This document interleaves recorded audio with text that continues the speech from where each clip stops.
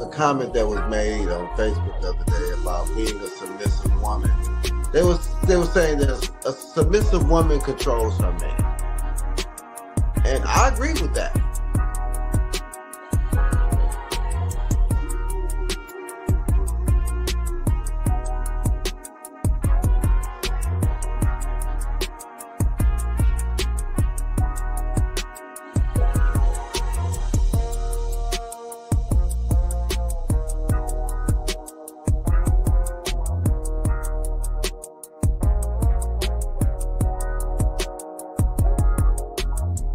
I think until we begin to talk in honesty and transparency and stop pandering to both sides, especially to the sisters, because there is so much entitlement, and because men have been quiet for so long, and it's been the men that has been quiet were the type of men that y'all really need to be listening to.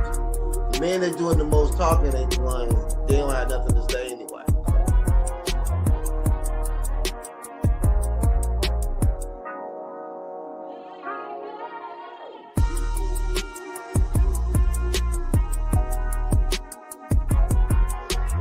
What's good? It's your boy Quay Price, man, holding it down for Kandid Konvos. Definitely check us out every Wednesday night, 8:30 Eastern Standard Time.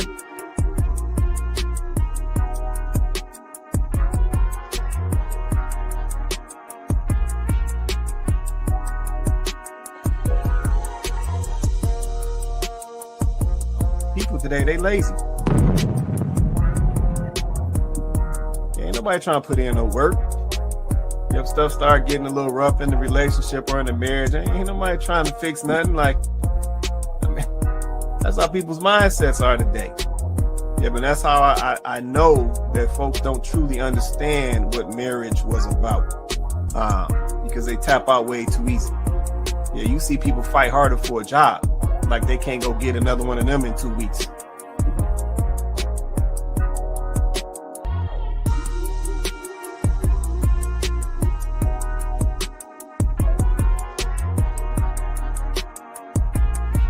Yeah, she's talking about these guys coming to these foreign countries and sourcing out these foreign women because they possess these character traits.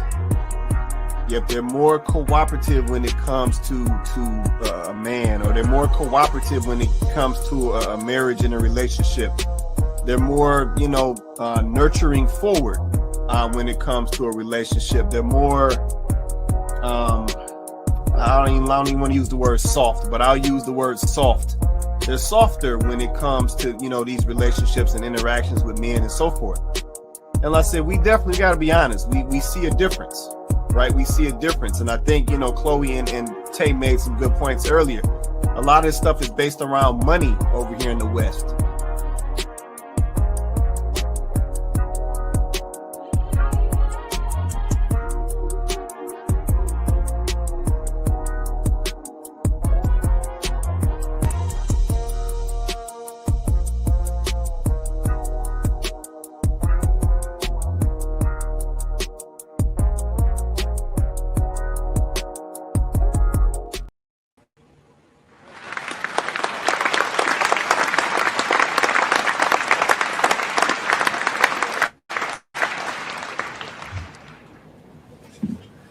What's good, everybody? Welcome back to Kandid Konvos. I'm your host, Quay Price. We got Coco on deck. Say what's up to the people, Coco.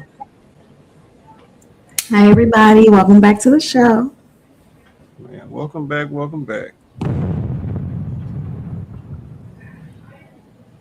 Shout out to y'all once again joining us tonight, man. If you haven't already, smash that like button. Likes are free. Smash that like button. Also, man, for my YouTube folks, hit that subscribe, man. Let's say we want to get our content out to as many of our people as possible so that we can move us in a better direction. I said we can only do that with likes and subscribes. So, man, if you haven't already, man, smash that like button for us. Likes are free. Smash that like button. Also, hit that subscribe for all my YouTube folks out there. All right. So we're going to get right to it tonight. Here's the link right here to join us on the panel. You can drop this in your Google Chrome, your Microsoft Edge. If you're coming to Apple device, come on through your device, man. Yeah, we Team Droid over here, but come on through your Apple device. Join us on the panel, man. In addition to the video feed, we also have this link in the chat feeds as well, so you can catch it at the Kandid Konvos page on YouTube or Facebook, and you can get it that way as well. All right. So like I said, we ain't holding it up, man. We've been getting right to it lately, and we're going to keep that going. So tonight is no exception. We're getting right to it. So I'm going to drop this link down for a minute. Y'all let me know if y'all need that link. All right. Let me see what we got checking in. See, shout out to my guy Donovan. He said, what up, though, fam? Happy Wednesday. What's going on, Donovan? Appreciate you checking in with us tonight, holding us down. All right, cool. Like I said, we're going to get right to it, man. Let's see. Anybody, y'all let me know if y'all need that link. So we're going to drop this topic real quick. Topic for tonight. Black men traumatize black women. Let me run that back. Topic for tonight. Black men traumatize black women. So we're going to start that out, huh? Okay. All right. It is what it is. All right, cool. So we got a couple down here. We're going to get right to it and go on and do what we do. Shout out to Kenyatta in the building. She said, happy Wednesday. What's going on, Kenyatta? Appreciate you hopping on with us as well. Appreciate you. All right, we're going to get right to it, man. Yeah, we're going to get right to it. Hey, on some real shit, motherfucker might not like what I'm about to say, but I'm going to say it. The men of the early ages fuck the men up, and the men of the late ages fuck the women up. And it's just that simple. See, them niggas from the 40s, 50s, and 60s, our daddies, see, them niggas left broken homes. They left us without no fathers, didn't teach us how to be men, didn't teach us how to be leaders, didn't teach us how to treat a woman, didn't do none of that shit. So we grew up traumatized, learning as we go, and we grew up and met women and fucked them over and made their ass crazy, which ultimately made them teach their women to fucking go against us. Like real shit. See, my grandma age, they taught my mom and them to find a man to take care of you. They wasn't trying to be independent. They was trying to find a good man and be a good woman to him so he can marry her and she won't have to worry about shit. But see, when them broken homes came, it created an effect where now these women that grew up with us didn't have fathers. So now they started teaching their motherfucking daughters not to need no nigga. And so they grow up with this independent shit. And this is why all us fucked up. Because we grew up and treated bitches like shit because nobody taught us how to fucking treat a woman. And so we fucked the whole new generation of women up. The early 70s, 80s, and damn near late 80s babies. We fucked these new women up. Because of the motherfucking cell phones and all this. See, back then, I ain't saying niggas wasn't cheating. They was doing the same shit then, but once the cell phone came, we didn't evolve with evolution. Men was cheating the same way they were cheating back then, and you forgot this is a whole new era. So now motherfuckers getting caught all the time because you got bitches calling your cell phone, and you're getting caught and you're steady traumatizing hoes. And now they grow up and they raising traumatized little girls, and now we in 2026 where it's just a whole traumatized ass culture, which ultimately came from our fathers from the early 90s that left our motherfucking mamas and fucked the whole society up. You see how men are responsible for most of this bullshit? Because I don't know where y'all come from, but most of them niggas where I come from, we all have common stories, no daddies. So what does that teach you? If we didn't have no daddies, who the fuck taught us how to be men? We learned as we grew up. And so we grew up under the era where pimps and hoes. Hoes ain't shit. M.O.B. This is why we fucked the hoes up. Because they promoted treating hoes like shit in our era. And we took that shit and traumatized these women. And then they raised traumatized ass daughters. And now here we are in 2026. Everybody fucked up. And that's fucked up with our goof ass.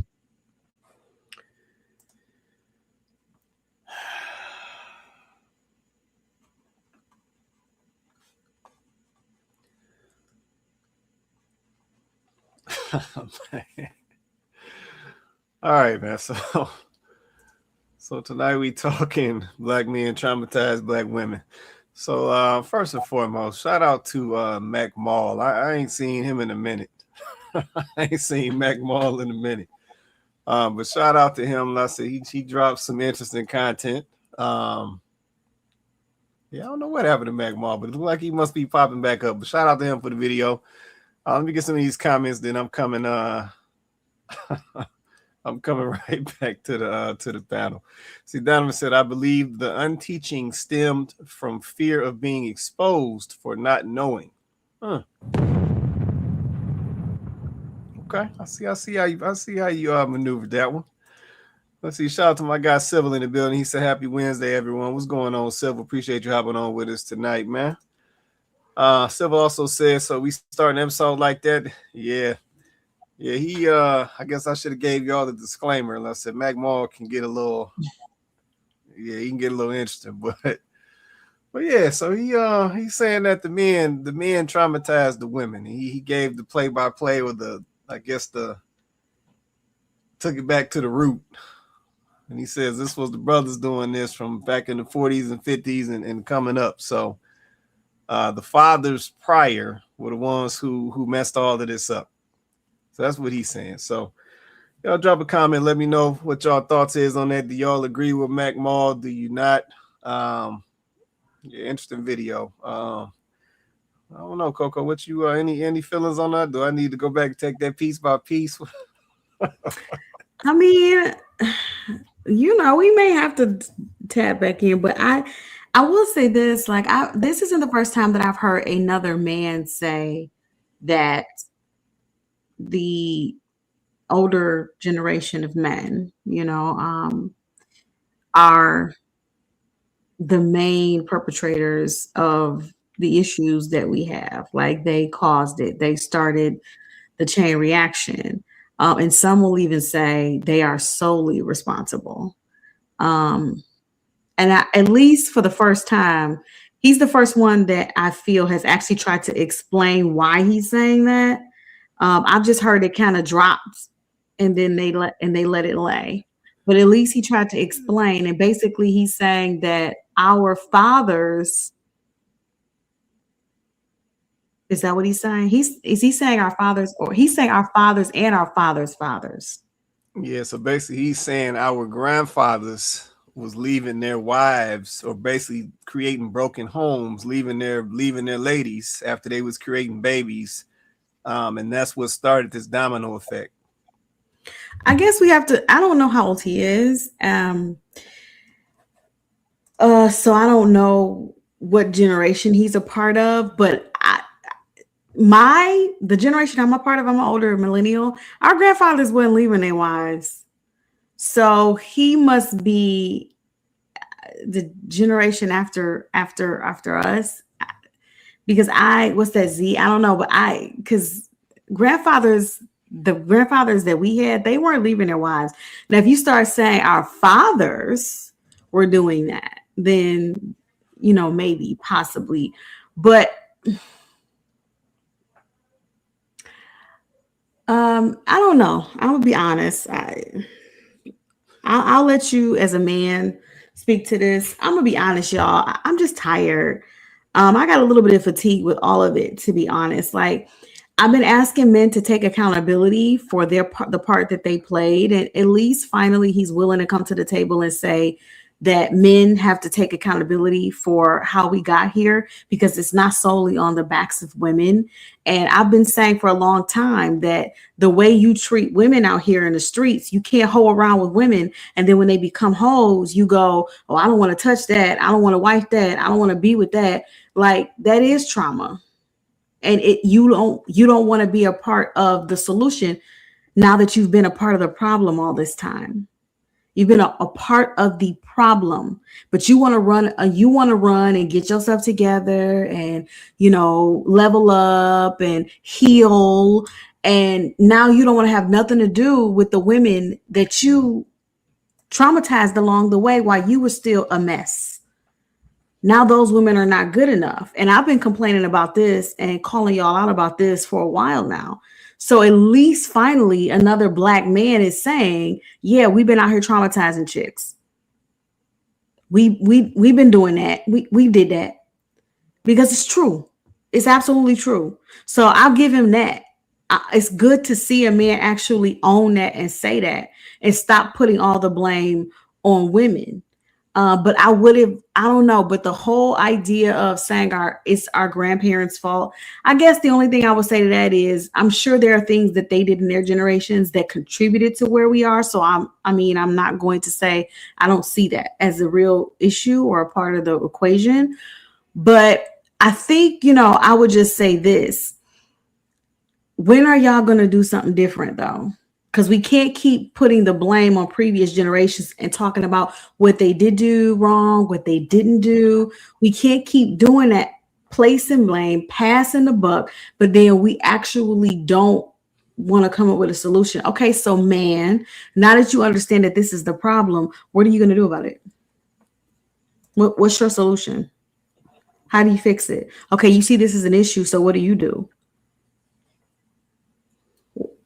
What's the solution, right? We so smart.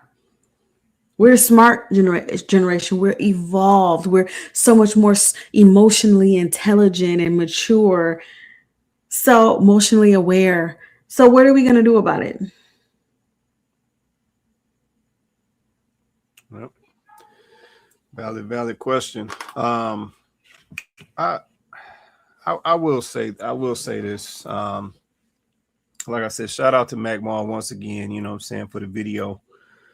But I feel like I gotta say this too as a caveat. You gotta speak for yourself.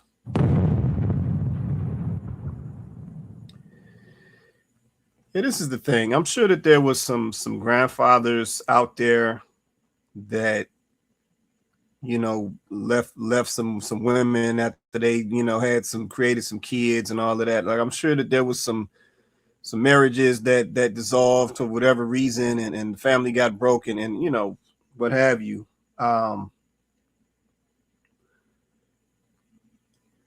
But I listening to him speak about this, I think that he is speaking from essentially his experience or his demographic.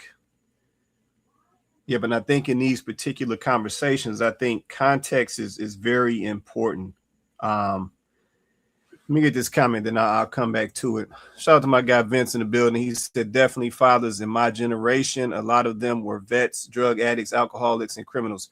Yeah, no, I said there was definitely some challenges mixed up in there. So I'm not going to even front like it wasn't. We know drugs was running rampant. You know what I'm saying? We know we had some activities going on as far as, things that would be classified as criminal activities. I said, we know we had some alcoholism going on in there as well. Right, because at the end of the day, you had some folks that had low points, you know what I'm saying, and that was how they was trying to cope with it. But at the end of the day, I think that exists in all generations. I don't think that has anything to do with our grandparents and direct fathers and mothers and all of that. That's in every generation. The young folks doing that right now, like they drug addicts right now. It's lean and it's Percocet and anything else. Like so. That's in every generation. Vince also said most of my uncle. Yeah. I'm the sorry. weed as well. And the weed that they don't want to, they want to act like because it's legalized, it's not a drug, it's not addictive, but they are very much addicted to that. They can't go a lunch, a breakfast, a dinner. They can't go 5 minutes without, hitting the blunt. They got to go out to their car. They can't get through a work day. Listen, this stuff is rampant. It's no different. It's nothing new under the sun. So I don't disagree that this stuff was going on back then. He even said it in the video, yes, it was. Absolutely, it was going on. It's still going on. It just has changed. It has morphed. And I guess my thing is like, okay, yeah, we can talk about our uncles and what they was into and yeah, alcoholics and drug addicts and all of that. Y'all doing the same thing. So basically we haven't learned anything. Y'all haven't improved. Y'all said y'all out here improving. So I don't know. Yeah. Let me get this comment real quick. Shout out to T-Man 26. He says, men can't do anything to a woman unless she allows it.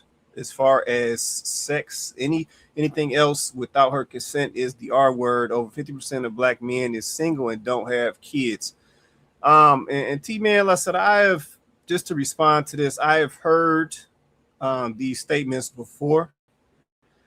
But even in this instance, we got to stop and this is my position on this, we have to stop acting like as men we not contributing. Yeah, like just because a man interacts with a woman, especially that he ain't serious about, and he doesn't happen to create a kid with her, that don't get him off the hook, because he still done messed her mind up. Like let's just be for real. Yeah, we know that there's situations where dudes is out here playing games with these females and they messing these females' mind up. Let's just be honest. We know what it is. Yeah, so when we try to present these things based on these extremes, we keep omitting or leaving out all of the non-extremes that lead to the extremes. Yeah, so just because he ain't get the female pregnant, but he's sitting here running through her, putting bodies on her, he's still messing her up. He just didn't get her to the ultimate extreme of producing a kid. Yeah, so for all the other fellas out here that's looking for a wife, they're gonna be looking past her because she would be considered a run through, or somebody who's been ran through. And see, as fellas, sometimes we don't like talk about that. Yeah, we go out here, like Mac Mall said, and be out here traumatizing females, running through females, bouncing through them, treating them any old kind of way. Then just because we slide out of there without getting them, creating a baby with them, then we feel like we ain't did nothing. We good. And it's like, that's just not how that works. If somebody can get stabbed multiple times just because they ain't die, don't mean that they ain't hurt and damaged. Like we got, as men, we got to stop doing that. Yeah, we love running to these stats. Yeah, the other one, over 50% of black men is single and don't have kids. Yeah, but how many out of that 50% been running through chicks though? Causing trauma. Like let's talk about that. I know they didn't get to, once again, I know they didn't get to the ultimate point of creating the kids, but how many of them 50% of dudes who out here single and childless is out here running through chicks, damaging chicks? Like, let's just be honest. But see, we don't like to touch that side of the stat though. Yeah, we only want to use the extremes, and I think as men, that's the part that we gotta come up off of that. Yeah, we gotta stop acting like we innocent out here. And I'm gonna be honest with you. I just listened to Mac Mall do this video just based on how he talks and what he was saying. I know he was out here running through chicks. Yep, I already know he was running through chicks. Yeah, but this is not a judgment. I'm just calling it like I just heard it. I know he running through chicks. Just being honest.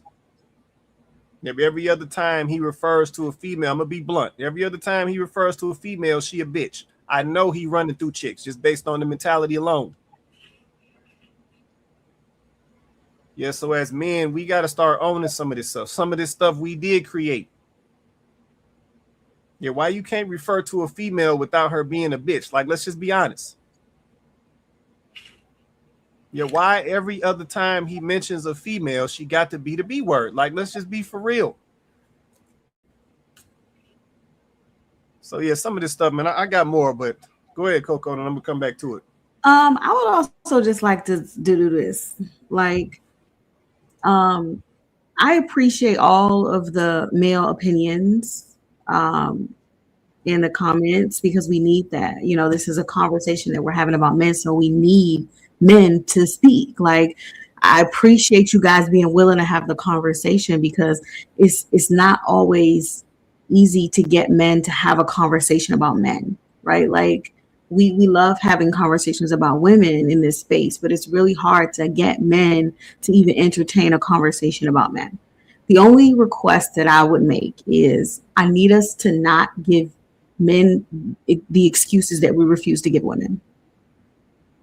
I need us to not give men the excuses and allow the justifications that we refuse to give women, right? So this one, like this. It doesn't matter if she already had trauma. If you added to it, you're a part of the problem. You are. And I love you. I do. But if you add it to it, you're a part of the problem. You're not a part of the solution. You're part of the problem, Oh, right? so Like you're part of the problem. It just is. And I'm not speaking directly to Civil because I'm not saying this is him that he's talking about. I'm speaking to the idea, right? She probably did have trauma. Like he pointed out, she probably grew up with no father in the home. That's traumatic. Mama was probably going around having to do everything on her own, you know, trying to balance everything. So she did teach her how to be independent because that's all she knew, right? So you're right. She already started with some trauma. You're absolutely correct. But then should we then add to it and say, well, she had it anyway? Or do we say, at what point do we say this is toxic behavior? We're adding to the problem instead of being a part of the solution. This is on me. And I probably should have carried myself differently or made better choices. Own it. Like we all have done things we need to own. All of us, right? So if we're going to have the conversation, we got to literally have it and just be honest, right? Like let's figure out, let's just get to the root, right? And at least him being willing to get on his platform and say this is it's a start, right? It's a start. We're trying to get to the root of how did we get here? Because we didn't just stumble upon the situation where men and black women are at each other's throats. This didn't happen overnight, right? So like, let's try to get to the root of it instead of trying to treat the symptoms. Like, this is a real issue. Where did it start? What do we need to do to try to improve the relationships, right? Because y'all see what's going on in the world right now. You got Asian people, you know, they banding together with the Latinos and the Caucasians, and they got a problem with the black people, and black people are saying we want to boycott Asians. Listen, y'all, not trying to be funny either. Like, we don't understand though how we really need each other. Like, we still don't think that we're stronger together, that we still don't get the concept that we were stronger, even though we had our issues. We always have had our issues, but we were a stronger, more unified front. We got more done when we could come together on our common ground, our common issues. Those things united us, and we were able to get a lot done. Once again, you know, we have this civil unrest, and we're at each other's throats.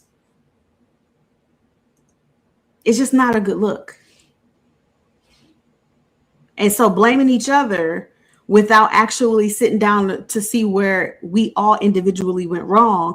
Where did black men go wrong? Where did black women go wrong? And then being able to have a conversation, we might be able to get to the root of the problem, and we might be able to actually start to rebuild. But are y'all really interested in that? I mean, I don't know. We keep making excuses, so I don't know. that's a good question. Yeah, I'm not sure if we are interested in that. I said sometimes I feel like folks, they just want to keep going back and forth with each other. Give them something to do. Yep, give them something to, you know what I'm saying, scroll social media for. Like, I see it every time I get on here. Every time I get on here, it's ladies going at the men, it's men going at the ladies. It's almost like people, let's say, they didn't got used to it. Yeah, they enjoy it for some reason.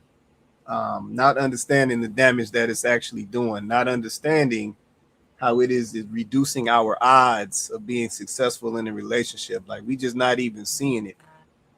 So yeah, I don't know. To answer your question, I'm not sure if, you know what I'm saying, if folks actually want to solve this thing and get it fixed. But let me slide back to what Mac Moore was saying in his video. He was saying that, you know, the grandmas back then was teaching the mamas to go out and find a man to take care of them, so they ain't have to worry about nothing. And I think that was going on. I think the grandmas, you know what I'm saying, they was telling the mamas, hey, go find you somebody to get married, you know what I'm saying, take care of you. Y'all do a little family thing and do what y'all do. But I think even in that process, something changed.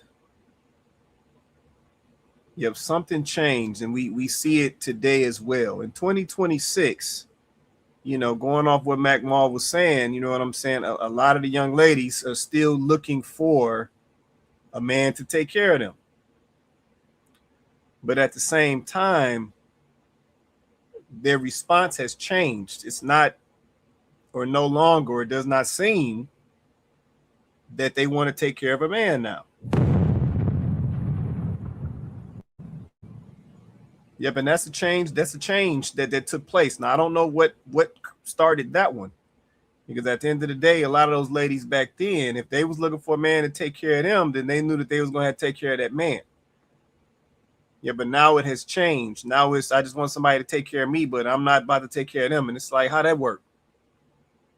Yeah, where did this one-sided thing come from? Where did this selfish thing come from that we doing now? Because I said the grandmas wasn't like that back then.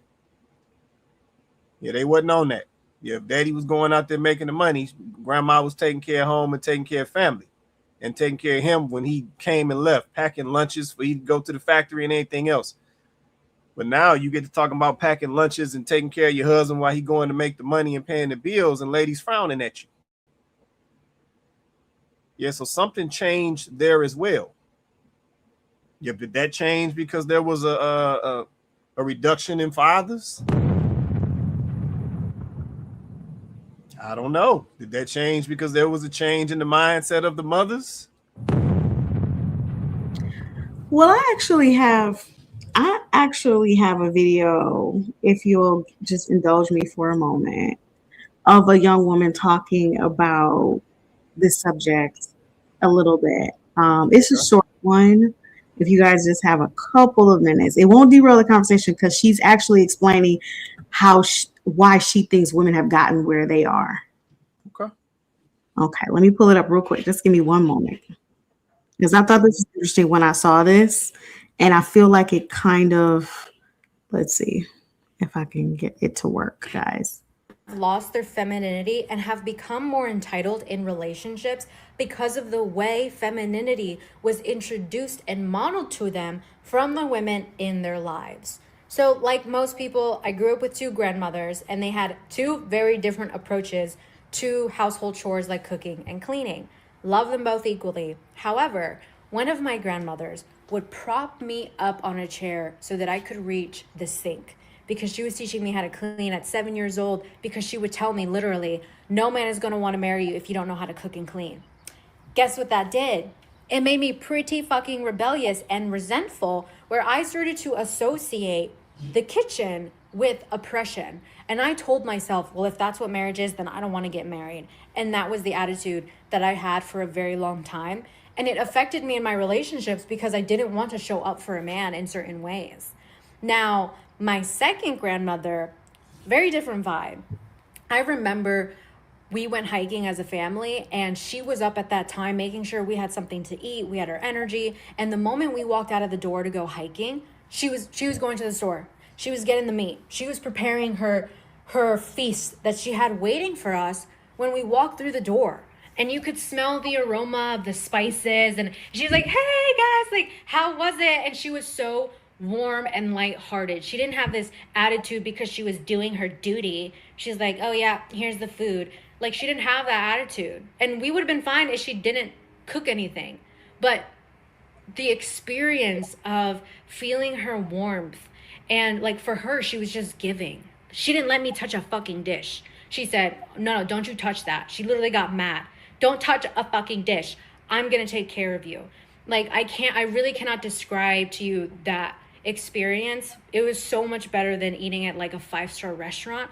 And it inspired me and like expanded my heart, where I was genuinely excited to do the same thing for my kids and my husband, where I said, oh my God, I want to provide this for my family. This is so amazing. Like, this is what life is about. And so what's interesting is that she had the effect that my first grandma was trying to get. However, she tried to do it through control and obligation versus just inspiration, just modeling it. And so many women have the same approach with their husbands, where you're basically saying, this is your duty, as you should. You're the man. You should be doing these things. And then you wonder why you're so unhappy in your marriage and why they're not showing up for you. No one wants to show up for women like that, and men for that matter. But in this instance, like, if I didn't want to do it, why the fuck would I expect a man to want to show up for me when I'm acting entitled? So I wonder if that's what we have. We have women rebelling against the ideal of what this is supposed to look like. So basically, both her grandmothers were doing the same thing. It's just one decided to lead by example, the other one decided to just talk her through it. But basically, at the end of the day, they were doing the same thing. Literally the same thing. One grandma was like, I'm going to show you what it looks like to be a nurturer, to provide, to nurture, to, this is how I show up. This is how I show up for my kids, for my husband, for my grandkids. And the other one was like, I'm going to show you how you need to show up for your man, for your family. It's the same thing. But she said it was control and it was obligation. It's the mindset. So at what point did women take on the mindset that doing these things that used to be inherent in second nature, when did their minds change about it? When did it become about control?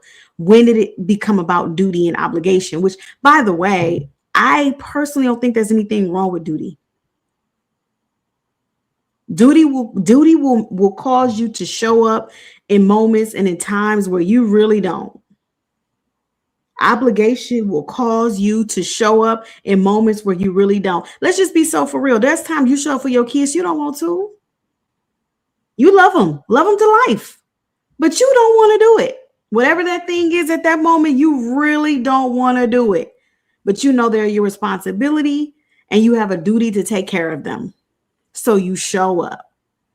So when did that become a bad thing? And I'm just wondering if the reason why women are shying away from wanting to do the things that our grandparents were doing, our grandmothers that were teaching their daughters or trying to teach their daughters and granddaughters how to nurture their families, how to nurture their spouses. I'm wondering if this is coming from this mindset now, this feministic mindset of it's just a way to oppress or control. Could that have been the shift in a woman's mind? Because the thing that Mac Mall didn't talk about is the external things that helped some of these broken homes. There were some external situations that did contribute to the reason why some of these homes were broken. I'm not making any excuses. There were some real life external situations that were happening. Somebody mentioned it. People were getting addicted to drugs. Some were leaving the home so they can go sell the drugs, the money. Then you have the institution of welfare. You have incarceration. There were some external factors.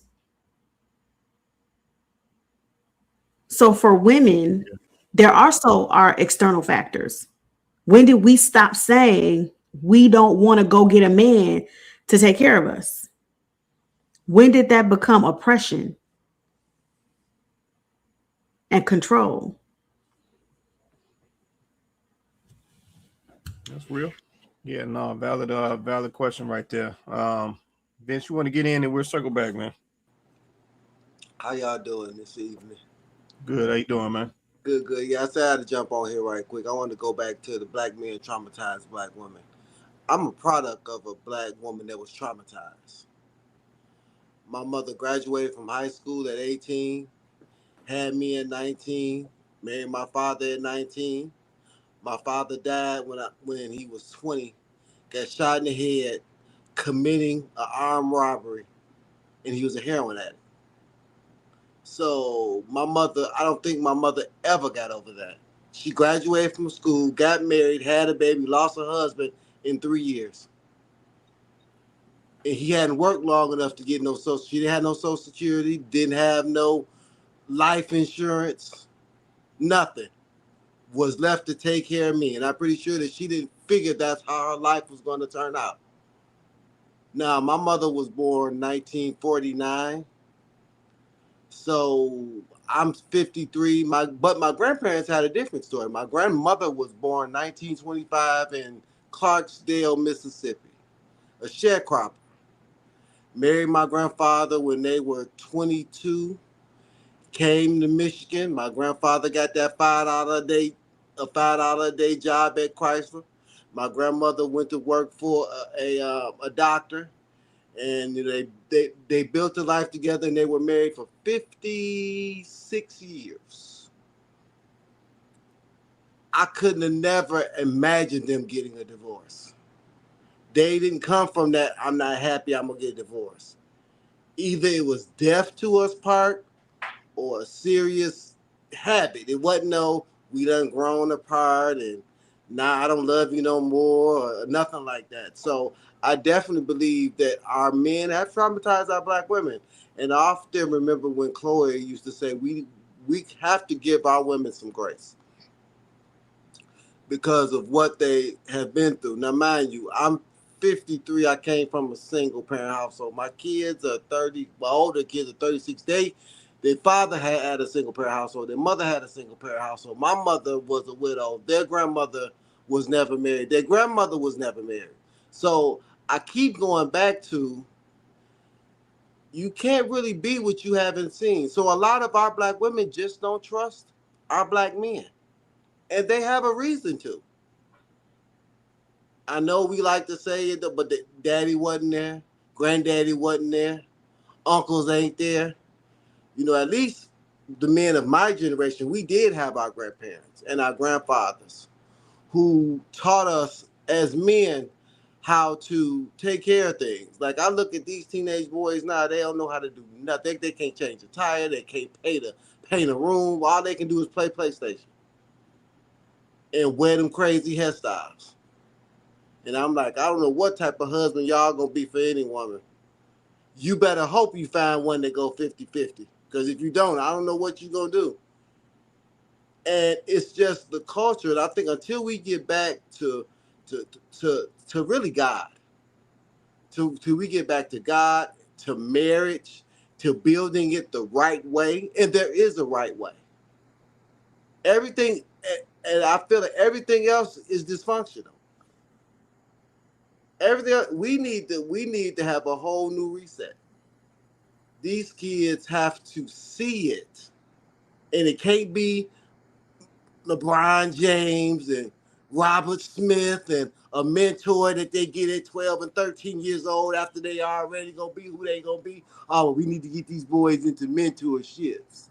No, they need their daddies from day one teaching them something. So, yes, I'm an equal smoke giver. Black men have traumatized our black women. I 100% agree.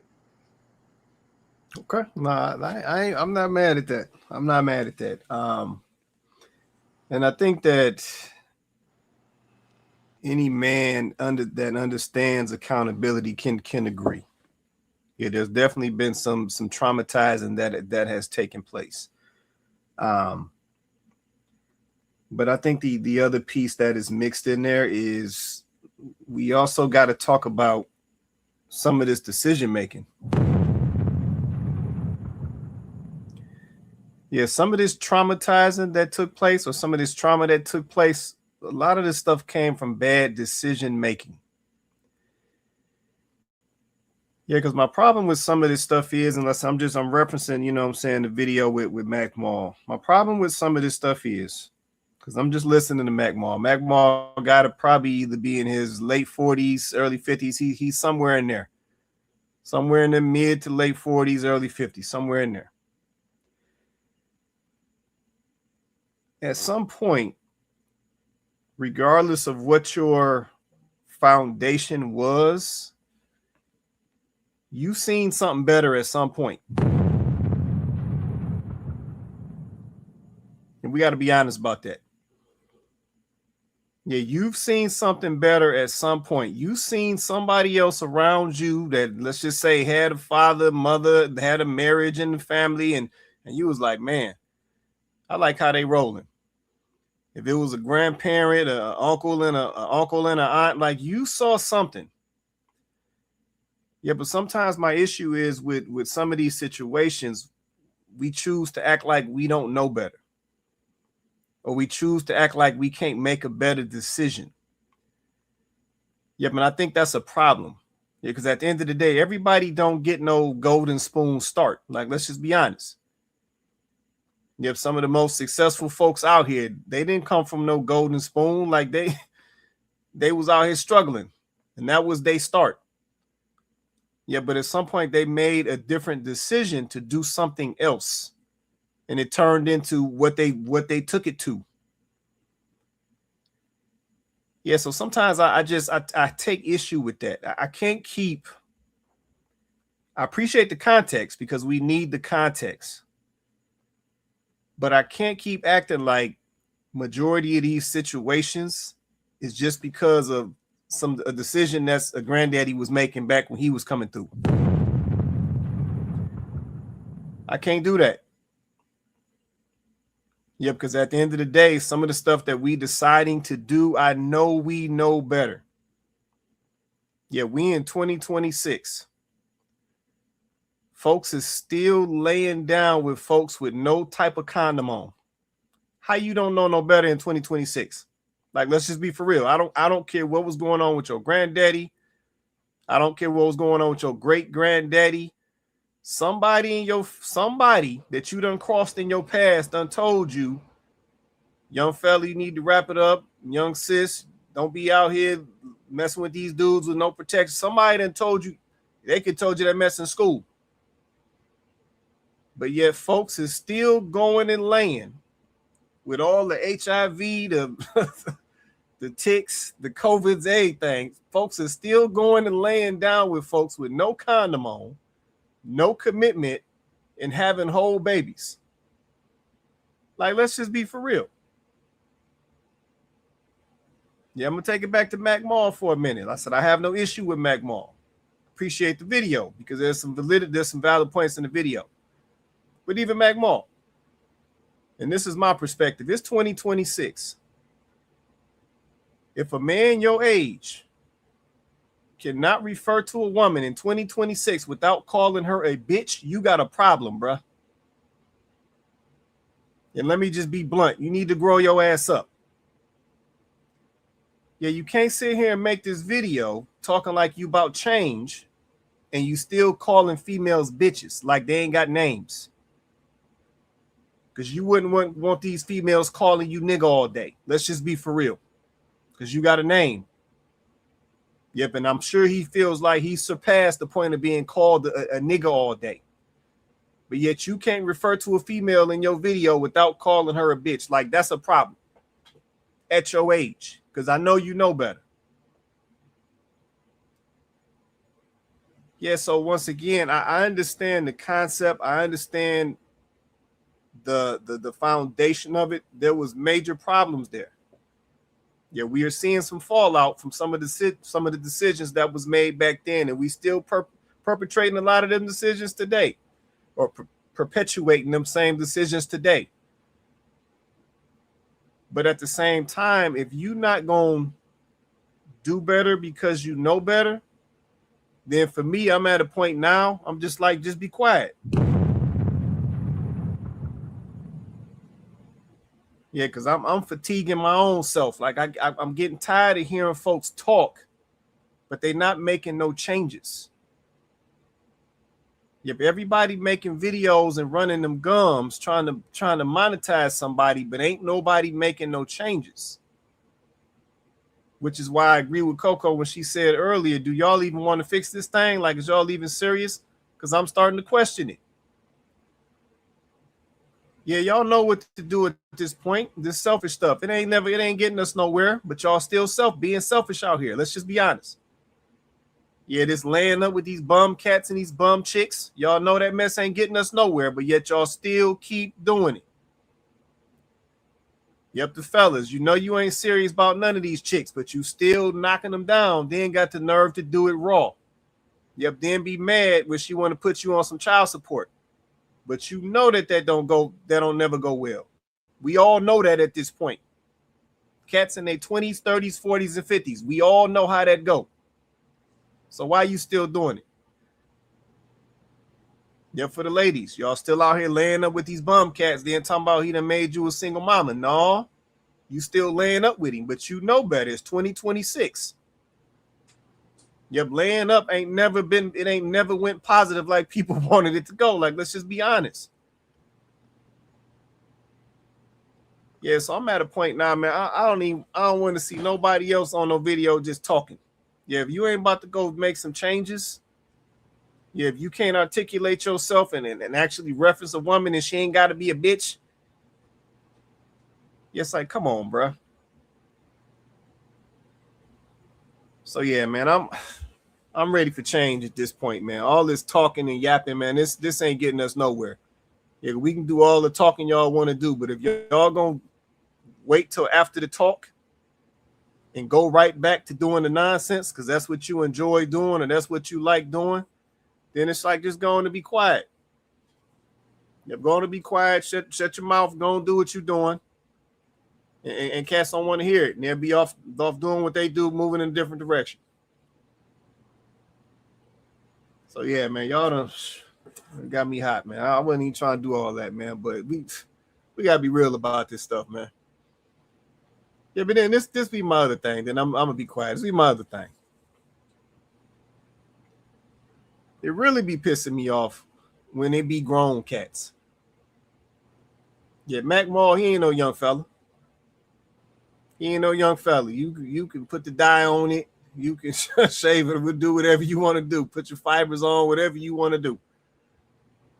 But at your age, if you still talking like one of these little YNs, it's like, come on, bro. You supposed to be setting the example. Yeah, you supposed to be setting the example. Yeah, if you calling yourself coming on here telling these young fellas, hey, man, this was on us. We got to hold ourselves accountable. You know how you got to do that, bro. You know how you got to articulate that. Yeah, you just said y'all had to learn as y'all go. So now you got the opportunity to give some, you know what I'm saying, put some knowledge on these young fellas, and you can't do it the whole time. What you think they're gonna absorb from what you putting in front of them, OG? Yeah, it's like, come on, man. But you know what it is too, Quay? Go ahead. I don't think people want to change. I just think they want to feel better. I just think they want to feel better. Yeah. They don't want to cure the cancer. They just want some medicine so their back will stop hurting. Right. Because with all the stuff going on now, and I don't want to make it too particular. I'll make it particular on one item. These team takeovers. Let something happen to one of them teenagers down there. Accident. Anything happened. Then they'll get on TV, but he was a good boy. He had a 3.7 GPA. I don't know why he had an AR-15 in his pocket.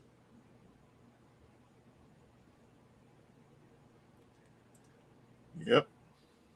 Have you heard any parents when these team takeovers? Have you seen any parent group say that, look, these are kids. We gonna make sure they at home at a certain time. We gonna make sure that they're gonna be. I know where they are. Have you seen any parent group come and say we gonna be responsible for our kids down there? No, not at all. I haven't seen not one. But let something happen. Oh well, they just kids. You know these Detroit cops is racist. You know these Asian people who own these stores, they racist.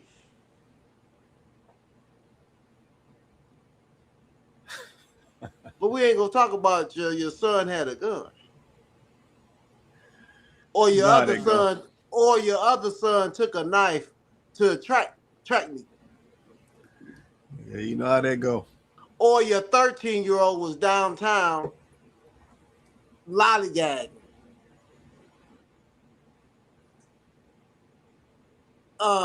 Loitering.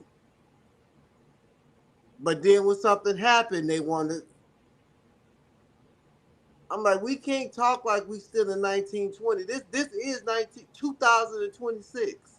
Come on now. When are we going to take some responsibility for our own people? When are we going to say, you know what? If you make certain decisions, yeah, you put in your life, yeah, you are. You are. I live in Farmington Hills, and I know if I get stopped by the police, hands on the wheel, 2 and 10. Wait until they come to the window. What you need, officer? Well, what you stopping me for? I pay taxes out here like everybody else. I ain't dealing with all that. If I was speeding, give me my ticket and let me go. But we don't want to, we don't want to take accountability for our actions, because my friend asked me the other day, Vince, what was your come to Jesus moment? What do you, and I don't know if y'all told you, I got stopped on a DUI. I don't know if I told this story before. You did. I think you did. Yeah. Punk ass DUI. I was coming from Duo on a good Thursday. Had a couple. I didn't eat. I live in Dearborn at the time.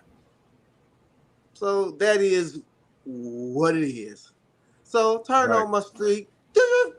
I get flicked. What's going on? Sir, you swerved while you was making that turn. Did I? Yeah. Have you been drinking? Well, yes, sir. I had a couple of drinks.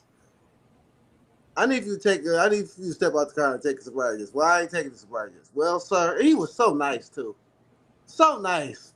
He said, well, sir, if you don't take the test, then we'll have to take you down and we'll have to impound the car. I mean, if you're good. So, long story short, I failed the test. I blew a .008. I think the legal limit was .009, something like that. So I'm laying there in that Dearborn jail on the floor. It's about 12 o'clock. I know I'm going to be here all night. And so most people will say, well, man, them cops could let you go, man. Now, mind you, I had turned on my street. I was 5 blocks away from my house. I said, well, sir, can't I just leave my car here and just walk home? Well, no, I can't let you do that. You're legally intoxicated. I said, I blew a .008. Well, sir, that's the legal limit. So I'm laying there on the floor in Dearborn, and I'm like, I got to stop. I got to just do things the right way. Right. I got to get my life straight. I got to get my license straight. Stop riding on bowl. And everybody else, oh, man, they could have let you go, man. The Dearborn police, man, they racist. They could have let you park your car and walk, man. They would have did it for them. And I'm like, I don't know, because after all these fees and stuff I paid for, they would have walked out. That cost me about $4,000. So I'm like, they got $4,000 on. So I think sometimes we just got to take accountability for our actions in the things that happen. And we got to go there first, but we don't go there first. We go to the opposite thing first. Oh, right. Well, it's a kid. Well, it's a kid who had a gun or who had a knife. Come on now. But, there wasn't no black jurors on the trial. Ain't no way we gonna get a black. Wouldn't happen if the young man knew how to handle his anger more properly. Let's talk about that. Let's talk about conflict resolution for our black men. That's real. I mean, that's real. I know my dumb ass, I'm going to tell you this. I will be the first one to be like, you know what, my son should have been there with because I don't need no money. I'll be the one to do it. My son should have been, I don't know how he get the gun. They ain't said nothing about that. Oh, well, it don't matter if he had a gun or not. Okay. Yeah. No, I understand what you're saying, man. Conflict resolution is definitely a big one. Because a lot of cats these days, man, they moving with so much emotion, man. So folks, what I'm saying, don't even be sitting down and just processing things before they react. So no, I definitely agree with that. But I'm gonna keep us moving, man. But yeah, I just would say this, man. We at a point where we just got to start making better decisions. Yeah, but a lot of the stuff that we still participating in, we know better. Yeah, we know better. Yeah, but we still continue to make those decisions because one, we comfortable making them. Two, we selfish because we ain't thinking about nobody else. And three, for a lot of folks, I don't think a lot of folks even care. Mm-hmm. Yeah, they just YOLOing. They just living. You only live once or whatever, however that mess go. And they just out here doing whatever they do. And they like, yeah, I'll deal with these cards once I get dealt these cards. And it's like, nah, but that might be too late. Yeah, we got too many examples of that. That might be too late.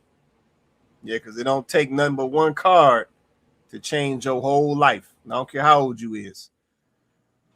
So yeah, we got to think about that, man. We got to make some better decisions. All right, let me keep going. Let me keep going. Yeah, you are choosing institution over intimacy. But I think the reason why so many Black Americans, you are choosing institution over intimacy. But I think the reason why so many Black Americans aren't getting married is because they're not groomed to be husbands and wives. So I'm saying all of that to say most Black people don't really know. Like my Arab friends, my Middle Eastern friends, my Latin friends, they're groomed to do that. Literally. Moms literally are teaching them, this is what you do for your husband. Yeah. At a young age. age. You get what I'm trying to say? They're introducing them to like what we would call the soft life. Yes. We don't get that as Black people. No, not even. So if you are a person that, Black man or Black woman, if you are saying you want a real family, finding that in your own community is going to be hard. I agree. Because one, we got to connect. And I think that's what people don't understand. I may got what you want and you may got what I want, but that don't mean we connect. So it's hard to find a good partner in our community. It just is. I would agree. And then I think for women, the more educated you are, the more money you make, it gets harder. It gets harder. It do. For sure.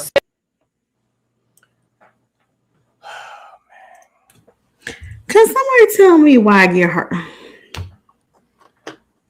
Man, we probably done heard the same thing. You know what? I agree with it. I agree with it, Coco. I'm gonna tell you why. Because as you get more education and you get more money, you get more of what the men that you want really don't care about. So it does get harder. That's what I'm saying. It gets harder because then you get older, because you stop looking for a mate when you're 22. You wait till you're 33, 34. Most men who want to get married are already married by then. Most men who want to be married are married right after college or soon thereafter. Most men who grew up wanting to be married, they're not waiting till because most men who want to be married want a family. This is my opinion. I'm generalizing. It's my opinion. I think most men who want to get married, they want a family. They want more than one child. They want their own kids, maybe 2 or 3. And they want to start early enough so their wife will be fertile enough to give them a legacy and a family. So it gets harder because then you just like I told you, you got more baggage on the plane. You bringing more baggage on the plane with men too. So I don't know if it's the education piece.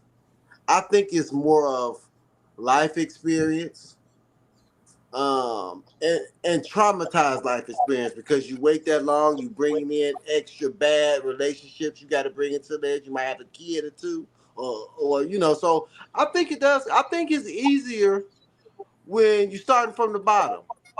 When you starting with that 1-bedroom house, y'all both working, y'all can share one car. You ain't got all these standards of, if I can pay this car note, he gonna have to pay this car note or more. So I think it's a little easier when you're younger for a woman. Yeah, no, I hear that. I mean, I don't disagree. I'm sorry. I don't disagree. I just think we need to be honest about why. And you already touched on some of the reasons, but I think that we as women, we need to be honest. Like we just finished calling men to the mat and talking about the accountability that men have to hold, but we have to talk about the accountability that women have to hold. The reason why it's getting harder from the outside looking in, what I am seeing, okay, this is just me speaking to what I am seeing, because I have educated women around me, right? Different levels of education, right? And different types of education, but education nonetheless. And what I'm seeing is the women who feel like they are, educated in the sense that she's speaking of, it changes their view, and you touched on this, Vince, of who they are and what they should get out of life. As far as a relationship, as far as a partner, a better half, a spouse, whatever you want to call it, right? And a lot of times they then believe that because they have received an education, because it has put them in a different category for employment, because let's just call it what it is. It's employment. It's employment. So it's put them in a different category for employment, meaning maybe they have access to jobs and careers that maybe some don't because of their education, which is great. But then they start to feel like their counterparts, their male counterparts, are no longer on their level. Because if they don't feel like they're educated in the same way, if they're not educated in the same way that I have been educated, then I'm a level above them, or I did better than they did. I'm doing better. Now we can look at the stats and we can see that in general, across the board, on average, men are still out earning women. Not saying that women haven't made strides, not saying that women haven't, you know what I'm saying, made improvement, aren't making progress, because that all of that is true. But on average, men are still out earning women. But for some reason, because women are educated and they now have access to different types of careers, they're feeling like they have just skyrocketed past men. Now, some have, but not the average. Not the average everyday woman. She has not just skyrocketed past her man. She's still pretty much right there where he's at. And in some cases, because he's a man, he's out earning her.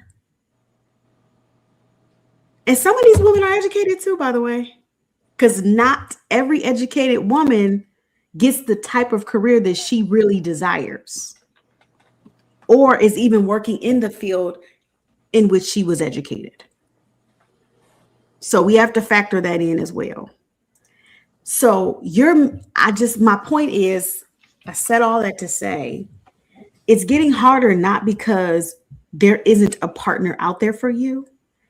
It's getting harder because of you, Black woman. You're looking down your nose at your male counterpart that is suited for you, that is comparable. He is more than likely your match. But because you feel like you're entitled to something that you may or may not actually be entitled to, this is why it's getting harder. Because listen, Black men are still getting married. I don't know why y'all talking something. It's hard about Black men and it's hard to get people, and in your community it's hard to get married. No, Black men still getting married. Black men are still getting married. And they are still marrying Black women. They're still marrying Black women. But they're getting married. Say it's hard for you. And then you need to figure out why. Why is it hard for you, Black woman, educated Black woman, to get married? And then you need to figure out what you're doing wrong and then reverse that. I mean, we can't talk about how men have traumatized women without then saying, okay, because the women are in a traumatized state now, the decisions that they're making are having a negative impact on their lives. And then also I want to say one is, I don't think they really want marriage. I think they want a safety net and some convenient penis in the house.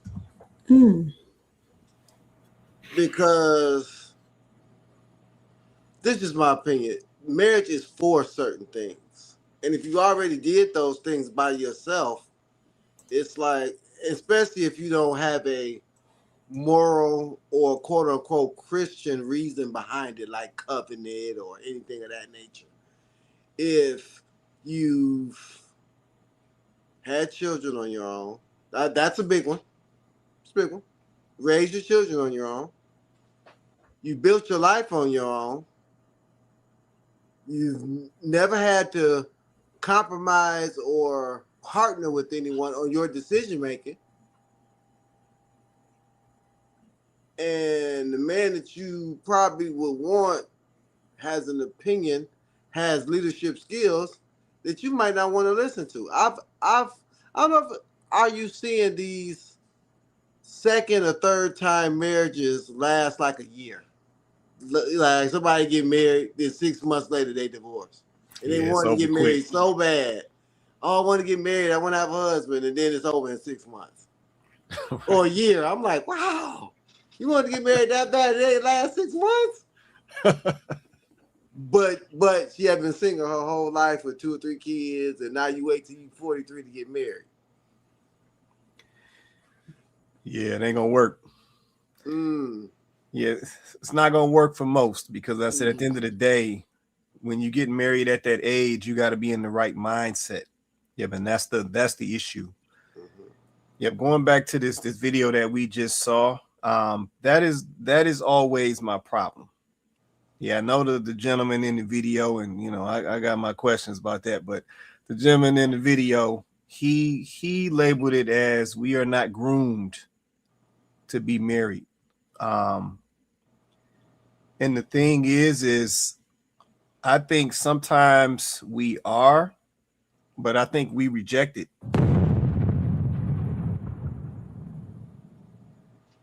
Yeah, I think we see examples. I think we have exposure, but I think we reject it. That is one of the most, at least in my opinion, that is one of the most rejected groomings that exist out here.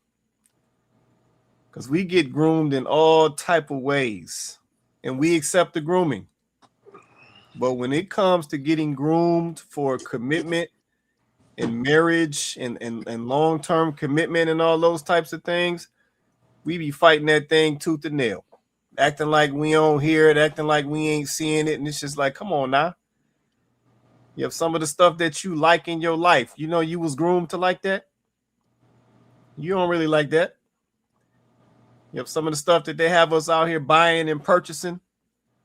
Yeah, you know that mess costs $2 to produce, but they got you paying $680 for it. You think that's because you want to do that, or was that because you was groomed to think that that was what you needed to buy? Like, we just don't even understand how much grooming we take in on a daily basis. But for some reason, we resist the grooming of basically being married. But I'll say this, Quay. Go ahead. I live around a very diverse. My neighborhood is very diverse. There is a difference. My Indian neighbors, their families are different. They have a baby. The mother-in-law's coming for a week. The father-in-law coming for a week. They got cars all up and down the street. My neighbor on the other side of me is 7 or 8 of them. All of them are married. All of them got the same bio. They went to school. They met their husband in college. They got married about 26, 29. Now they own 3, 4 kids.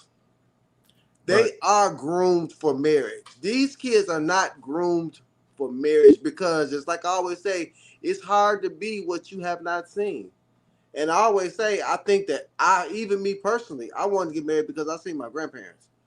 And I seen them intimately. It wasn't something that I seen at church or the teacher at school was married. It was something I seen intimately and that I wanted for my life. And I don't think if I didn't have my grandparents, I don't know if I would have that same view, because I told you I was raised by a single mother. She never married. I seen one boyfriend my whole well, so I never really had a father figure. Didn't have a stepfather. I'm 53. Two of my friends came from 2-parent households in 53 years of friendships. 2. I'm talking about hundreds of best friends.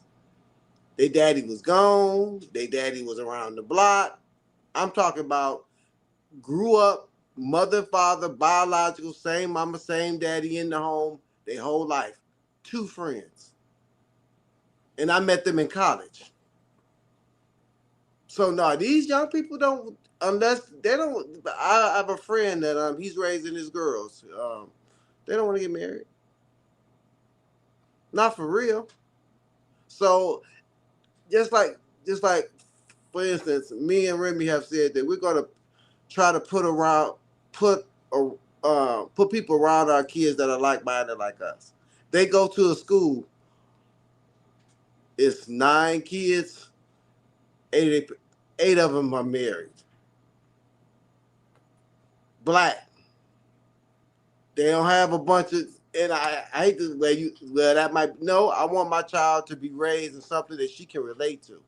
It's something that she inspired to. I want her about a whole bunch of ghetto, a whole bunch of mess. And I'm not saying that because I come from a single mother. I understand that. But we have to understand culture. And that's what's wrong with us. We get these one-offers like LeBron James or Shaq or somebody, these millionaires. But what's the average black family? Average black, just like they said, 70% of our households are being raised by single women. Why would they want to get married? How are these men going to be husbands when they haven't had a father?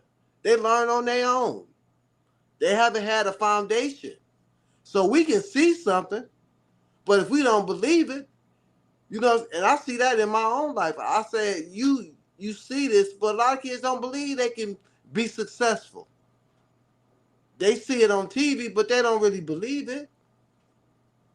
They don't want to get married. I don't want to take my money, or he gonna leave me anyway. He gonna leave like my daddy left, or she gonna leave like my mama left.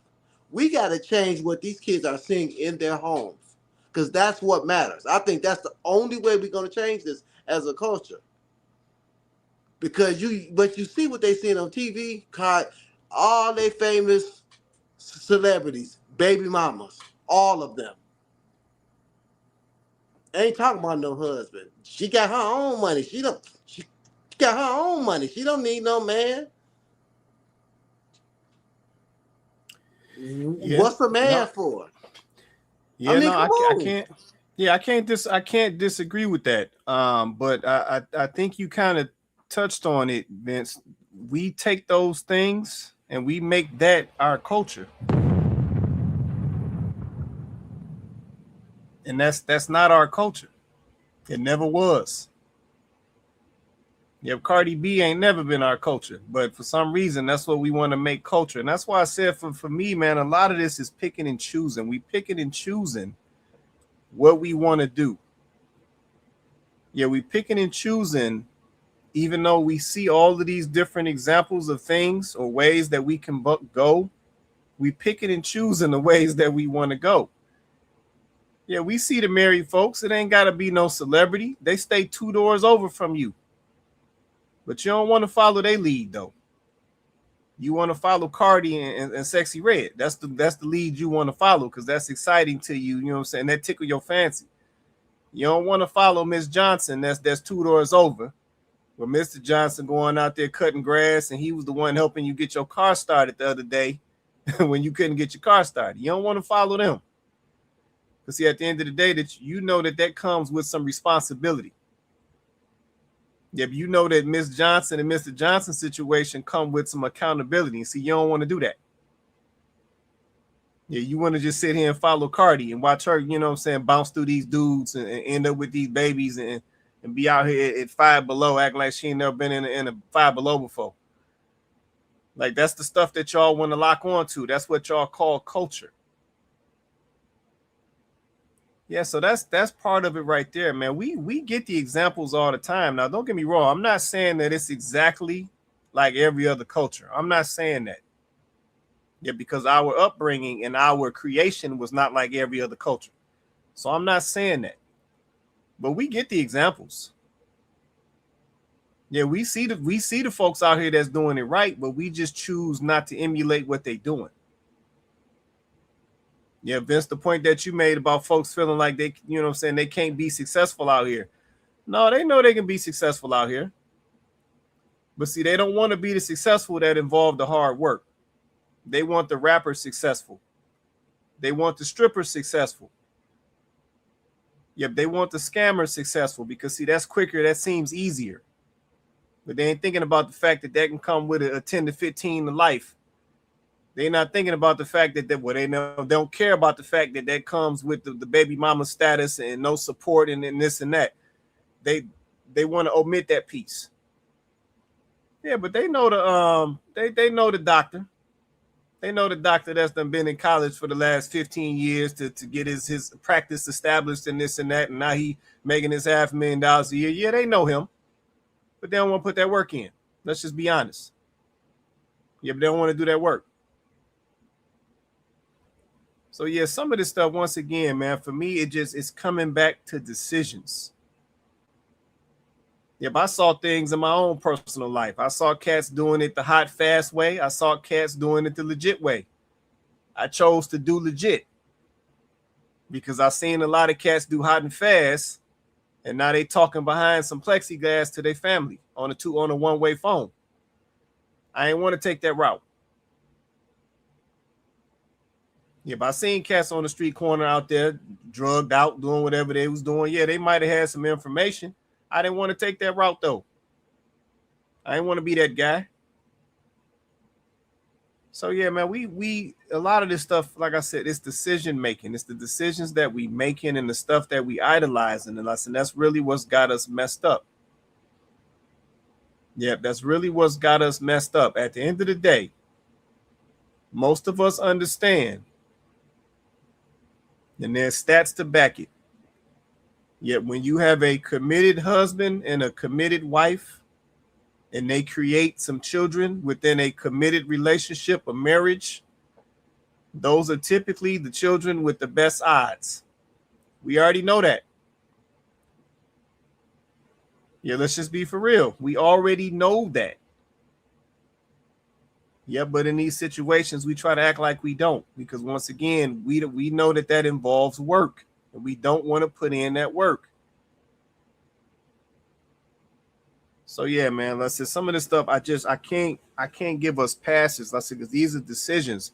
Going back to this video we just saw with the young lady. Yep, y'all on here talking relationships. And one of the first things that come out your mouth is that it's getting harder for you because you more educated than him. If that's how you feel, stop talking about relationships. Yep, you don't want one. Because I'm going to be honest with you. His book education ain't got nothing to do with how successful y'all marriage is going to be. And I don't know how many times I got to say that for y'all to understand it. His book education and your book education is not going to determine how successful your marriage ends up being. Yeah, because at the end of the day, a lot of the successful relationships that we've seen from these grandparents and these older folks, most of them didn't even go to high school.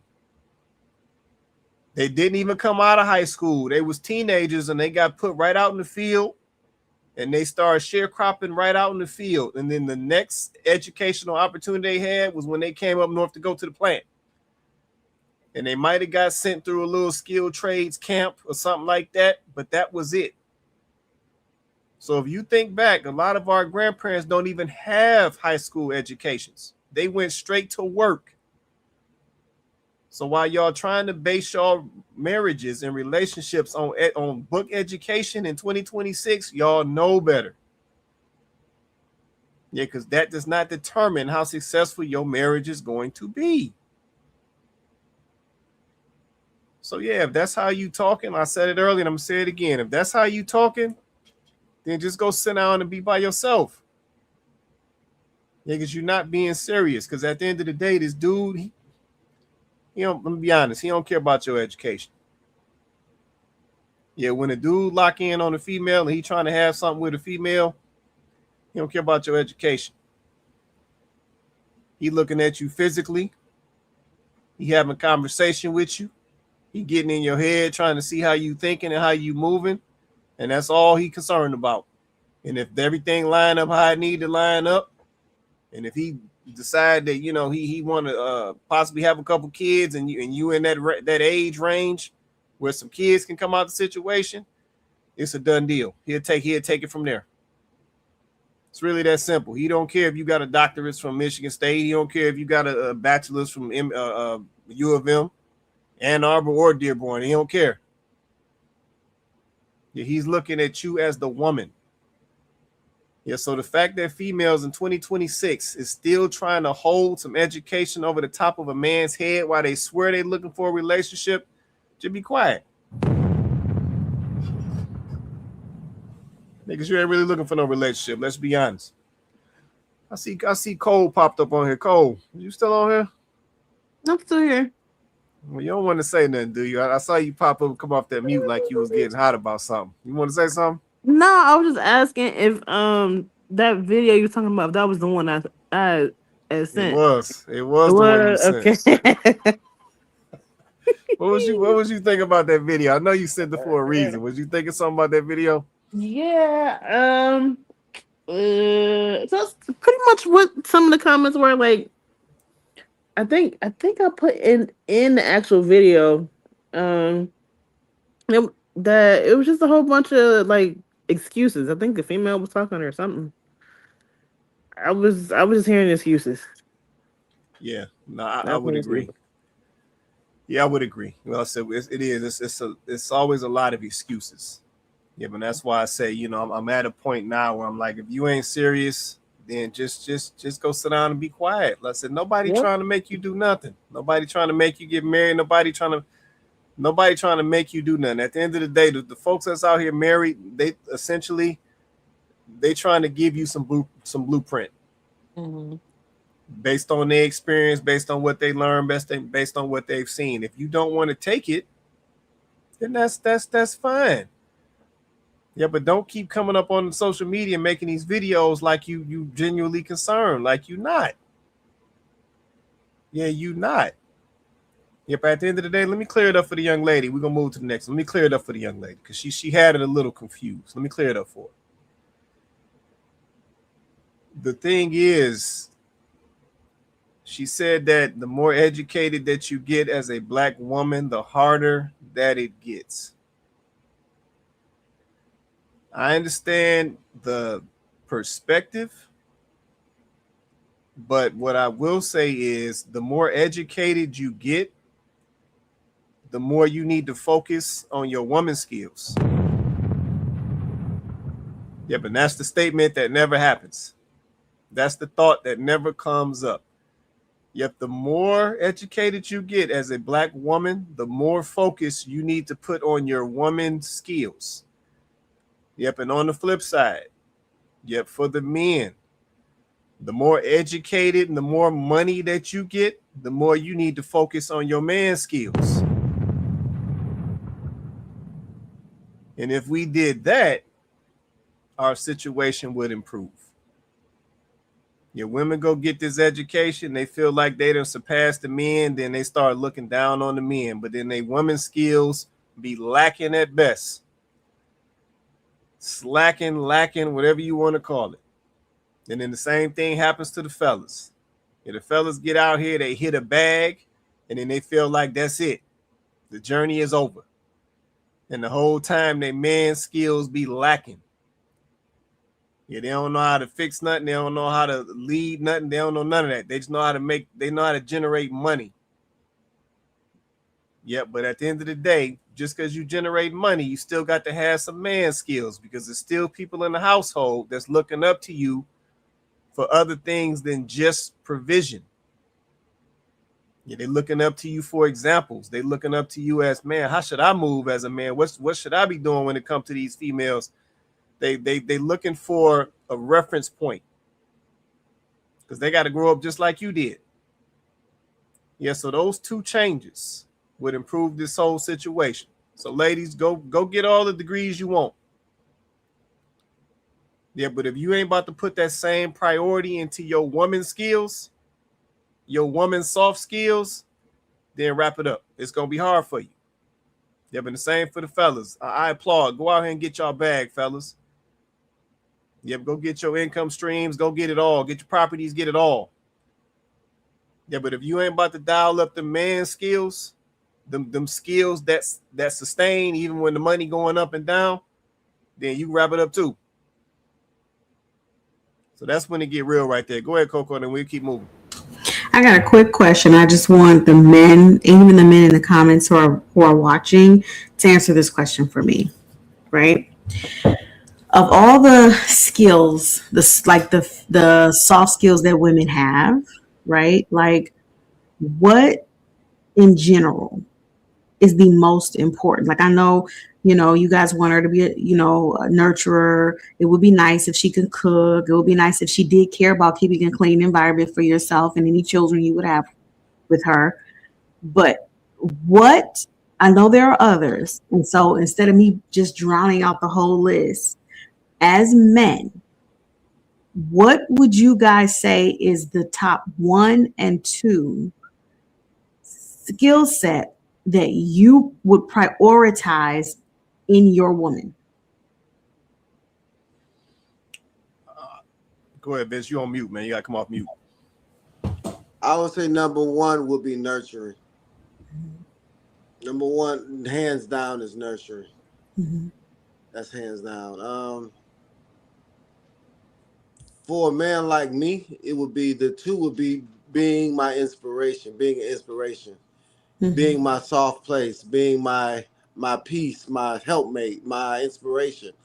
But nurturing definitely number 1. Mm-hmm. If you nurture a man properly, he'll run through a wall for you. That's what I believe. Mm-hmm. Okay. What about you, Quay? Yeah, no, I would second that. I think nurturing is the top, and it's the number 1. And the reason I say that is because nurturing encompasses so many things. Mm. It's not just one thing; it encompasses multiple things, right? Yeah, I was also going to say either nice or being unselfish, but even those fall under nurturing. So yeah, it's almost hard to go outside of nurturing. Of course, fellas will say, yeah, he would like a woman who, prioritizes her health and all that. I'm just gonna call that a given, right? But yeah, I think nurturing is at the top because I said for women, it encompasses so many things that's lacking or that we see lacking today. So yeah, that's the one right there. I can't even come outside of that. That's the one. Okay, Joe is saying affection and inspiration. So Vince, you guys said inspiration, and then Civil is saying nurturing and patience. So I asked that because this is something that I have come to realize. And this is why we need to have conversations like this between, men and women. Because women, we don't have a accurate depiction or understanding of what it is that men are actually looking for and what they prioritize in us. This is why we are so quick to want to read off a resume when we're in a man's presence and then take that resume and hold it over his head. Meanwhile, the whole time, the gag is the things that he's most interested in are personality and character traits. Right. Personality and character traits, not your education. And while y'all are over here looking down your nose at cooking and cleaning, men don't even put that at their top. Now, don't get me wrong. I'm not saying they don't want you to be able to cook, but I'm sure they would love to, enjoy a meal that you prepare for them. I'm not saying that. But when you ask a man, and I knew neither one of you guys was going to, or the men in the comments were going to say cooking and cleaning. Because at the end of the day, sure, but they also know that's something you can learn. They might be a man that's like, you know what? I don't care about, meal prep. I don't care about if we eat out, or I don't care, what I'm saying? If we have a chef that prepares our meal, I don't necessarily care about that. I'm more so, I have to live with you. I'm supposed to live with you the rest of my life. I want to be with somebody that has the type of character traits, right? What were you saying, Vince? Cooking is a part of nurturing. It is. It does fall under there. So it absolutely does. And it's like, it's funny and I get this point, but women don't really understand what they're saying. It's like people say men want their mothers.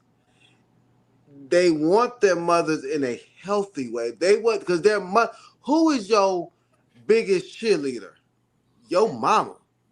You could be It's standing there, the characteristic. gun smoking. Your mama gonna say that he didn't do it, and that's what you really want from you. You want that. I'm gonna ride with you regardless type of feel. If you hungry and it's a piece of bread in there, I'm gonna butter that bread. I'm gonna put it in the toaster like your mama would do. Put a little jelly on it, and I'm gonna present it to you because it's not necessarily the meal. It's the service. And I know people that you. It's like a man who opens your door. It's the same thing. It's a man, you can do it, but he you don't want to pay your car note. He I'm pay that car note. You know you can pay it, but he gonna pay it. That make you feel good. You know what I'm saying? So it's not and my wife is a stay-at-home wife. She don't cook every day. Most of the time we go out to eat, especially if my wife might cook at the most 3 times a week out of 7 days, 3 times. It's not really. I don't even understand why people be like, well, he ain't gonna have me. People ain't cooking and cleaning that much anyway, because we usually both people work, and most of the time men know how to cook too. I told you I was very much a single woman. I know how to cook chicken, spaghetti, So I think the nurturing but you have to. It has to be a level of trust to nurture, and I think that's what's the problem. I think we can't open up ourselves enough to really be able to trust a man to nurture him, to feel, to serve him in a godly service. You know what I'm saying? So Yeah, no, I get it, but I think that's because it goes back to the title. That's because unfortunately some of those women have been traumatized. traumatized to the I point agree. where now it's hard for them to trust. But you're right. But I wanted to point out the fact that you guys said nurturing in particular, not cooking and cleaning, because even though cooking and cleaning falls in the same category as nurturing, it's nurturing means I don't have to cook for you. I desire to cook for you. That's what makes it different, because that's the attitude that you guys are looking for, right? Because if that's the attitude that she has, it's going to show up in every approach that she takes with you across the board. It's going to show up in the approach that she takes with the children that you guys have. So it's not about the cooking and the cleaning. It's about the attitude and the mindset. And I think that needs to be the takeaway from a female standpoint. Like, you need to understand that it's not that men are just like hammering for women to cook and clean. If a man does say cook and clean, it's because he's really looking for nurturing from you. He wants you to express your love for him, your desire for him, your respect, right? Your consideration towards him. And doing things like cooking, like cleaning, like wanting him to be in a peaceful environment, wanting to be him, wanting to make a home that is comfortable for him. Those are the type, it shows him how you think of him, what you think of him. And I think that's the plot that unfortunately I think a lot of women are missing. So like Joe said, you can have let me make sure that was you, right, Joe? Yeah, she can have the cooking and the cleaning without the nurturing. It's not the same. Y'all don't want that. Y'all just get a maid for that. That's why some men be like, oh, I just get a housekeeper. I get a maid or somebody to do that. Because if you just coming in here and you gonna cook me a meal, you throwing it on the plate and you throwing it in front of me because you don't really want to do it. It's your attitude. I don't want that. That's all right. I can stop somewhere when I come home, before I come home. You know what I'm saying? It's the attitude. And I think that's the part that women are missing. Like, y'all are coming into these situations with the wrong attitude, with the wrong mindset. And that's another reason why it's turning men off. Let me say this real quick. Let me say this real quick for the ladies out here. Let me put y'all up on some game real fast.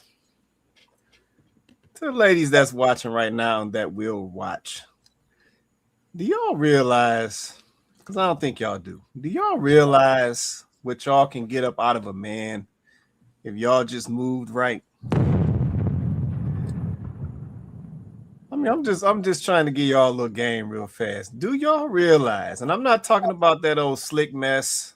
I'm not talking about that manipulation stuff. I'm not talking about trying to get this man for his money. I'm not talking about that nonsense that I see on social media. I'm just talking about as a woman. Do y'all realize if y'all just got some little bodies together and y'all just moved right as women, do y'all realize what y'all could get up out of dudes? Like, I'm just being real. And I'm talking about commitments. I'm talking about marriages. I'm talking about he over here working jobs to pay all the bills. Like, do y'all just, I mean, I don't know if y'all understand that. Yep, I don't know if ladies today in 2026 understand that. Like, I just think back to some of the grandmas out here, and they was in their little house coats, whatever you call them, little coats with the zipper up the front, and It's a duster. It's a duster. Yeah, right. It's a duster. They was in their little thing, man, making some coffee, cooking some with breakfast. chicken grease on it. Right, with that little can on the stove, that old coffee can on the stove with the old grease in it. Like, man, packing some lunches, washing some clothes. Man, and granddaddy was out there moving mountains, boy. Quay, my grandmama was so cold. She was a church lady, and she liked to change her whole house every couple years. And that was when wallpaper was in. I don't know if y'all remember wallpaper. I know about it. I remember one time my grandmother had just did the wallpaper in the living room. And my grandfather's name was Chester, and she called him Chuck. She said, Chuck, Daddy. Right. I think I'm going to change that paper in the living room. Oh, woman, we just changed the living room. I ain't going to do it. She's like, well, Chuck, you know I'm going to make them beans for you. And you know, something in regards to some food. He said, Vince, come on, boy, we got to go to Home Depot. And he was changing that paper that Saturday. Yep. She could get my grandfather to do anything. Yeah, man. It's like it's not even that complicated. Yeah, like I said, if a young lady, like I said, if she move right, take care of that man and handle that business, these dudes will do all type of stuff. I'm like, the stuff that ladies be out here complaining and fighting, they ain't doing this, they ain't doing that, man. Come on. And you know what? It's funny because my wife reminds me so much of my grandmother. Like, for instance, my loofah was tearing up. And I come home today, it's a brand new loofah in the shower. I'm like, I didn't tell you that my loofah was tearing up. But she just see stuff like if my beaters are getting dingy, she'll throw them away, and I have all new wife beaters in my drawers, brand new white ones. Don't even have to ask her. You know, my underwear, my socks. It's just like she just takes care of me. And I would do anything that she asked me to do within reason. Because y'all know Remy. No, I understand how that go. But yeah, man, it's like it's not, it don't have to be that hard. Yeah, it don't have to be that hard. If folks would, like I said, would adjust their mindsets, man, it really don't have to be that hard. Yeah, so I'm just trying to drop some game for the young ladies out here. Ladies, if y'all move correctly, you can get that dude, and that dude to be handling all type of business, and you'll be smooth, and you ain't gotta be all. It really ain't that hard. Yeah, but we be fighting this stuff. Like I said, we be knowing what we need to do, but we be out here fighting this stuff and fighting tooth and nail. And you know, dude say he want a nurturing woman, and the women feel like, oh, that mean I'm gonna be weak, or I feel weak because I'm nurturing and all this. And it's like, where y'all get you want a slave? Right, a slave, and you know, he got me in captivity and all this mess. And I'm just like, man, this stuff be crazy to me. So he controlling. Right. Controlling. Yeah, he controlling me. So yeah, this stuff be crazy. So ladies, I'm trying to help y'all out. For anybody who gonna see this or who watching it now, y'all start moving right. This won't be that hard. Well, let me go to this. Let me go to this next one, man, and we might get ready to get up out of here, man. Let me see. Real scientific evidence. It's real scientific evidence behind what's going on with guys. I seen that TikTok too. Come on, sister. Seriously. I told y'all about the Adam's apples. And this, they gone. No, it is. Testosterone. Y'all know, like, the food is being genetically modified, Yeah. right? Mm-hmm. That is also genetically modifying your DNA as well. Mm-hmm. You know, so our DNA is getting modified, and men specifically, you know how we got the XX, or we got the XY, and they got the XX, or they got the XX. I think we got the XX. They We have got the XX, XY right. chromosome. We got the XX, and they got the XY, right? That Y is diminishing. Like the Y. So we all finna be XXXX. Right. That makes sense why the Adam's apples are leaving. No, though. real shit. I'm real not shit. laughing. No, when you pointed that shit out, I'm like, I ain't seen the Adams. It used to be like the Y chromosome used to have like thousands of features, like thousands of characteristics that can come about. Now we got like 100. So they literally just mainly like us plus a little extra swag. That's why they hoes. That's why they sassy as fuck. Did she say men is just them, but just with a little extra swag? She did. So she said the men today is women with just a little extra swag and no Adam's apple. That's what she said. Why did she have to break that down into syllables? I was like, I'm homeschooling again. Scientific. She had to break that down, so she had to sound it out so she can pronounce it right. So y'all losing y'all Adam's apples? Is that what she said? I mean, that's what she claimed. But like I said, even in this video, is she educated? Is she one of the educated? Supposed to be. Supposed to be. I'm gonna turn my mic off. But even in this video, like I said, I have an issue, right? Because this is the thing. I said, I know tonight we talking black men traumatize black women, right? And once again, we still pointing fingers.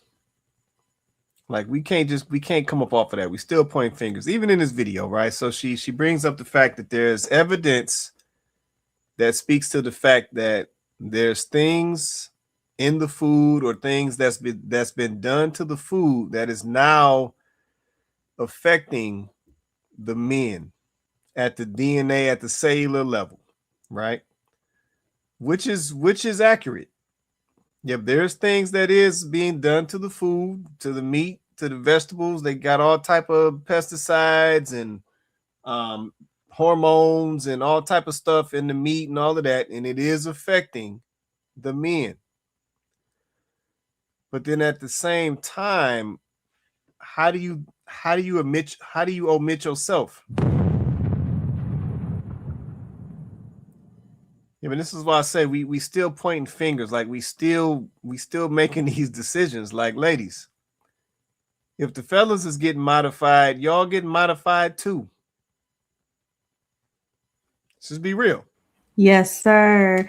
And what women don't want to talk about is we are the higher consumers of all the products that they put out now. Because you know us, now they want us to have a 20-step skincare routine. You know, we love them perfumes. Everything got to have a smell. The fabric softener, the laundry detergent, everything has to have a fragrance. We're burning candles all over our house. We got plug-ins in. And see, all of those things are endocrine disruptors. But then women don't understand why they can't get pregnant anymore, why they're having fertility issues, why they're having so many miscarriages back to back. So while y'all are around here saying what's happening to the men, this is a serious, I'm not taking this lightly. This is a serious point. Like, it's affecting us too, ladies. We're going around here talking about what's going on with our periods, hormones, all imbalanced. Yeah, ladies, it's affecting us too. Y'all over here talking about an Adam's apple. And meanwhile, we have girls that are in their 20s, young women in their 20s who are struggling to get pregnant. It's alarming. Yeah, you're right. The things that we're eating, the air, the water, all of it, it's affecting us. The products we're using, it's affecting us. But all you could talk about is the man's Adam apple and say they sassy. Like, let's have a conversation. I don't mind having it because I've already tried to cut back on the things that I use, potions, lotions, and motions. Because I already know this is a thing. But we're not gonna put it all on the men. Like if the men are the only ones being affected by this. All the estrogen you got pumped through your body with them fibroids. Cause you love you some chicken. So let's talk about it. If we're gonna talk about it, let's be real. Yeah, no, that's valid. And like I said, this is not a one gender issue. And that's why I said at some point we got to come up off of this stuff. Like I said, this is not a one gender issue. This is this stuff is affecting men and women. Yep. So while you talking about the men is sassy and they lacking Adam's apples and all of this, well, okay, well, how's it affecting the women? You got to talk about that too. Because at the end of the day, if we talking about getting into relationships, we got to talk about what's affecting the men and the women. There's two people involved in the relationship, so we gotta talk about that. Yeah, but at some point we got to come up off of this one-sided stuff because it's not getting us nowhere. Cole, I saw you pop off. Cole, you want to say something? Or you good? Just quick comment regarding the food and stuff. Yeah, it's in all of it, right? Like you really gotta read your labels. Start to make things if you can. Buy locally and even ask them questions. And yes, it's time consuming, but it's worth it. Like for me, I thankfully I found someone who's at they call them swap meets out here. But back at home, I know them as a flea market. Right. So she does a lot of natural products like soaps, toothpaste, some skin things, teas. I just bought like a couple teas, and even I've only been on this particular tea I think a week, and I already noticed like internal differences. So it's really like taking that step back and doing the work and understanding like how your body functions to really make sure you're operating right out here. Yeah. No, that's a fact. And yeah, like I said, this once again, this is affecting everybody. Yeah, this is not gender specific. So like I said, once again, if we gonna have the conversations, we gotta have them across the board because like I said, this is not just one gender that's being affected. It's affecting everybody. So if it's affecting the fellas, it's affecting the females. Like, let's just be honest about that. But yeah, I thought that was interesting. Like I said that she took that one direction with it. And it's way more to that. Like I said, if you want to go down that road. But I got the last one and we're gonna get on up out of here. Like I said, it's almost 10:30. It's the last one, and then we gone. But when I tell you,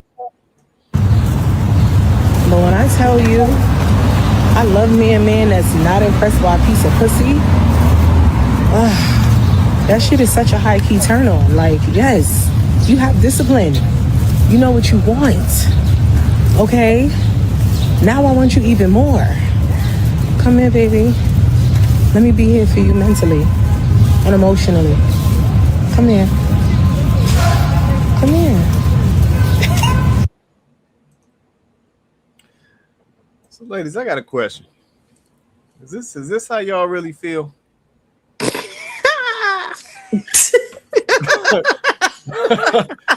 I'm curious. Like, oh, what? I had to laugh. I couldn't hold that in. No. Oh my God. She did not post it on social media. Oh my. She sure did. Is this how y'all really feel, Cole, or she just on here talking for the gram? Tell me something. Man. Okay. Per my recent interaction with the person. I it is a turn on if they're disciplined and they're not impressed by what's potentially in between the woman's legs. Okay. I don't know if it necessarily indicates that they know what they want. They just might want something different. Or not want that. But it is overall a turn on when you can see that a person does have some restraint and discipline and not just kind of chasing what's in between your legs. I mean, at this age, like for me, it's like to me that's kind of old. Like high school, sure, college, sure, but in the 30s, 35, like what is we talk? We have a whole different conversation even before then. But yeah, but it is a turn on to if a guy does have discipline and restraint. I will say that. Okay. All right. No, I appreciate that right there. Was you gonna say something, Coco? Or you good? I'm just gonna agree. It is a turn on when a man can control himself, right? Because it shows me that and I don't mean listen, I don't mean he playing. Like I think that if you know what you're looking at as a woman, if you have discernment, then you can tell when a man is just pretending to be, pretending to, oh, he's so not about that. He just want to get to know you. Or when a man really is like, no, I'm disciplined, because his discipline will show up in other areas as well. It won't just be he don't care about what's between your legs, but just the way he carries himself in particular. It's like just the way he approaches a lot of things in his life. You'll see the discipline, and that's how you'll know that it's not just an act. He is a disciplined man, period. He's just a man with discipline. So he approaches a lot of his decisions, a lot of the things in his life with that same level of discipline and self-control. And when you see that, it is attractive. It is attractive. And just like how y'all will say, if a woman comes with the right attitude, she knows how to talk to you, she knows how to treat you, that she can get just about anything within reason out of you. It's the same thing. If a man comes and he's disciplined and he's controlled, there's a lot of things that he can get out of a woman. Like these men, like that's why I'm like these men that are saying if she don't want to sleep with me right away or she don't want to sleep, that means she don't really like me and all this stuff like that. Like y'all doing too much. Like how y'all be saying some women be talking themselves out of a man. Y'all talking yourselves out of some women too. Like stop talking so much about why a woman don't want to have sex with you right away. Like why are you hyper fixated on that? Stop talking about that, because if you present yourself as a man with good character, the surprising thing is you probably will get through her walls. She probably will begin to trust you, and that won't even be an issue anyway. It won't even be an issue anyway. The intimacy won't necessarily be an issue. At least that's what I'm hearing from women. Like, yeah, I just think that this heightened interest in sex, like it's almost getting like y'all fatigue from that too. Like I know y'all are tired of seeing scattered A all over the social media. The scattered A is everywhere. Everywhere. It's everywhere. Women will show anything on social media now. Right. Look, being in Vegas, man, you walking down the street and you see it. So it's like y'all shouldn't even be that pressed no more. Like I don't get it. So like to come across a man that has actually got that in check, like that is attractive. It is. Mm-hmm. So wait. So if that's the case, like to Cole's point, so they walking down the street, you know what I'm saying, trying to show you something right down the street. So if that's the case, then why is that always the marketing tool then? So if you so turned on by this guy who got this discipline and he ain't impressed by this little piece, then why is that always the marketing tool from the, you know, from some of the ladies to the men? Like, why is that such a high priority if you so turned on by this dude who can turn it down? Because I think, oh, Cole, you go first. He asked you. I'll back up. I was about to say I don't know because that sounds like it's a different type of female. I ain't gonna lie. Okay. Because yeah, why is it a marketing tool? Because I agree with y'all, because I see it too. You open up your social media and it's just TNA. That's all you see now. And they try to mask it as they work out chicks and they in the gym and all that garbage, but it ain't nothing but TNA. The fellas, we know what it is. So it's like, if that's the case, if you marketing with that all day long, then why y'all so turned on by a dude who turned it down? If that's literally what y'all marketing tool is. Because I think it's two things. Go ahead. I think on social media, it's monetization. Okay. I think social media, a lot of girls, maybe not all, okay, but I think a lot of girls are doing it, especially the workout chicks, on social media because it's monetization. They know that if they can get a lot of women to connect with whatever it is that they're doing, they may be able to monetize it in some way. The other piece, I think, is the attention. At the end of the day, women really like attention. They thrive off of attention. That doesn't necessarily mean they want to sleep with you. They just want the attention. They like the validation, right? So I think that's driving a lot of this. A lot of this, them wanting to show their bodies. They want y'all liking the post. They want y'all under the comments. They want y'all DMs, even if they don't plan on responding to any of them.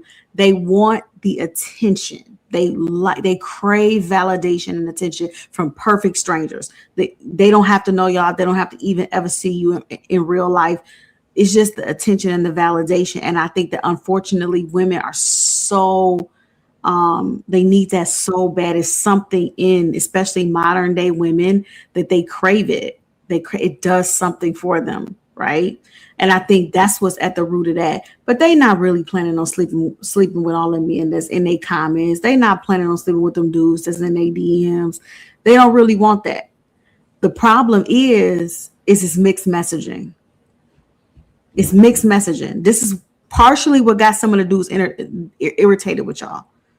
Because this is what you're showing, but then when they take you on a date, they thinking, okay, you hot and ready, because that's what you putting out. You hot and ready, but then they take you on a date and you talking about some, you're offended, right? Right, and that's confusing because it's like this don't give celibate. So I mean, you know what I mean, like, because she's just doing it for the validation. Yeah, that's celibate everywhere, man. I've been seeing that mess everywhere. Oh, that's wild. Oh man. Well, no, I appreciate. I was just curious. I was curious. I said because the young lady saying that it's a turn on for the fellas to be able to turn it down, but I'm like, y'all steady throwing it in the fellas' face. So I'm like, what? That just don't make sense to me. Nigga, sometimes I said, I know tonight we talking, you know what I'm saying, men, black men, traumatize black women. I'm like, it's got me wondering, sometimes do black women traumatize black men? But that's a whole nother show. Well, man, we're going to take some closing. We're going to get up out of here, man. I'm going to go across the top and the bottom and we go. Coco, you want to say anything before we get out of here? Yeah, just real quick. Like, I think that these conversations are most powerful when we come to them, to have it in good faith and to be honest and transparent. And it just needed to be had. Like, Black men definitely have played their part in where we are as a community and the relationship or lack thereof between Black men and Black women. We cannot ignore that. And I don't care how many stats, you can throw all the stats at me that you want. At the end of the day, we are the community that are at each other's throats constantly, right? And listen, I'm sure other communities have issues. I know they do, because we're all people and we're not perfect. But the difference is they're not on social media every other day fighting, building entire platforms and getting rich off of one another, and the destruction of their communities. That's not what they're doing. As a matter of fact, right now they're trying to come together to so-called band against us. So that's the interesting part. It's like we did a show about Black people losing the plot, and we absolutely have. We absolutely have. Now is not the time. It's never been a good time for us to be at odds, but now is definitely not the time for us to be at odds with one another. Right? Like, it's time for us to get over ourselves. This is why we got to have this conversation and hold each other accountable so that we can actually make some positive changes in the right direction. No, that's real right there. Appreciate that closeout. Vince, it's on you, man. Yeah, I'm gonna be quick. I think we all have been traumatized. I think our culture has been traumatized. But as we said, you need to go talk to somebody. You need to get over it. I know that sounds kind of cold, but I'm a cold piece. You need to go talk to somebody and get over it, because you still gotta live. You still gotta make a change for your own life. And that can't be the reason why you're not successful. So that's real. That's real. Appreciate that. Appreciate that closeout, man. Cole, you want to say anything before we get out of here? Sure. Relating to the topic, Black men traumatize Black women. I agree. But even more so, I would say we traumatize each other. We definitely traumatize each other. In the mindset of leadership, though, I will say men do set the tone. So, some aspects and things they've shown, I think, have caused a bit of a stir. But I would say with that, I mean, as some comments mentioned, I mean, we got work to do. It's a lot of work. We got work to do. No, that's real. That's real. I appreciate you being nice about it, describing it as a stir. I appreciate it.